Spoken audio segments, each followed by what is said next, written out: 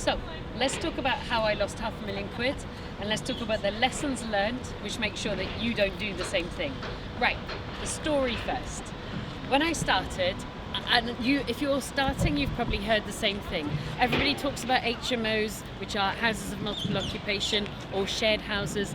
They talk about them as if they're like this terrible thing, that they're oversaturated, there's lots of regulations, the council won't let you, right? And so there was a big woo-woo about whether they were something that a person could do. And I had done 6 properties and I wanted my 7th property to be an HMO. But I hadn't yet done one and I was a little bit nervous because I'd heard all this, and it's pub talk. So I was going to buy this HMO. I actually had it agreed, and I normally never pull out of a deal because I think it's rude as much as anything. It gives you a bad reputation and you won't get the next deal from the estate agent. And this actually was from an auction house. And then I spoke to some people that really didn't know about HMOs, but they sounded like they did. They sounded, they had the whole pub talk, my uncle's dogs, parrots, cats, landlady said. And so actually I got cold feet and I pulled out of the deal. Now, I regret that for 2 things. Number one, I always, and this is a lesson for you, I always want you to stick to a deal once you've agreed it, subject to you have gotten the deal right, obviously. If you realise you've got your figures wrong, of course you need to apologise and say, I've made a mistake. But you waste your reputation if you pull out of a deal. And number 2, I'm embarrassed, and I don't like being embarrassed. So how did I lose £500,000? Well, every single one of my HMOs makes over £1,000 a month. Net profit, 12 grand to 15 to 20 grand a year. Yeah? Now you multiply that out by the number of years that I intend to live, which by the way is super long, that is over £500,000, plus the fact this was a discounted deal. And you see how listening to some people that really didn't know what they were talking about cost me over £500,000.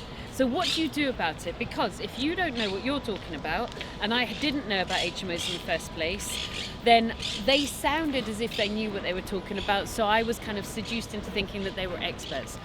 You do some analysis on the people you're listening to. Number one, I got a problem. I want to buy an HMO. I want to make £1,000 a month per property, but I'm nervous because I've never done it before. Who do I listen to?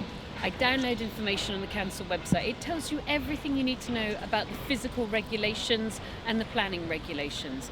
So if I'd only taken a sensible, practical approach.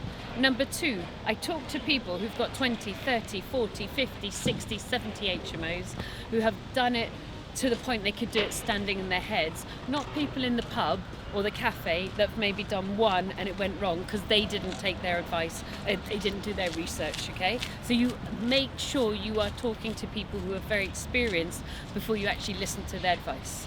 You do not want to be sat in a park in Barcelona doing some filming for you guys thinking, this will be a useful tip for you, but this useful tip cost me £500,000 in 10 years' time. So do not lose money by listening to the wrong people.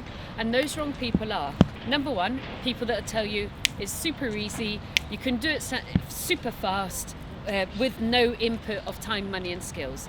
It's just not true. And number 2 are people who have never done it or have done fewer than 10 houses. Now, I do think people who've done fewer than 10 houses have got a contribution to make to you for advice, but they have a contribution around startup and motivation. They don't have a contribution around expert knowledge, purely from a numbers point of view. So listen to the right people who are super experienced and don't lose £500,000 like I did. You want to make a shed load of cash relatively fast? That's a buy to sell strategy. Download my buy to sell pack written for you guys. Everything I know popped into there for you.